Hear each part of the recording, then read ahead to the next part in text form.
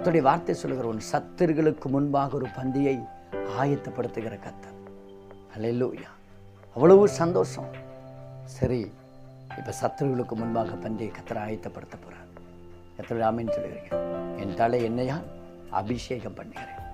அல்லேலூயா, அல்லேலூயா. இது உண்மையான ஒரு வார்த்தை.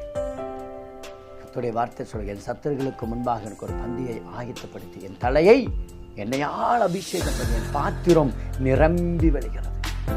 அது கடைசி வார்த்தை அழகா சொல்லுங்க, என் ஜீவனுள்ள நாளும் நன்மையும் கிருபையும் என்னை தொடரும். அல்லேலூயா. அழகான வார்த்தை பாருங்க. ஆரம்பிக்கும் போது எப்படி ஆரம்பிச்சாரு? கர்த்தர் என் மேய்ப்பராய் இருக்கிற ஆரம்பிச்சார். முடிக்கும் பொழுது ஆரம்பிக்கிறாரு, என் ஜீவனுள்ள நாளெல்லாம் நன்மையும் கிருபையும் என்னை தொடரும். அல்லேலூயா. விசுவாசத்தோடு முடிக்கிறார்.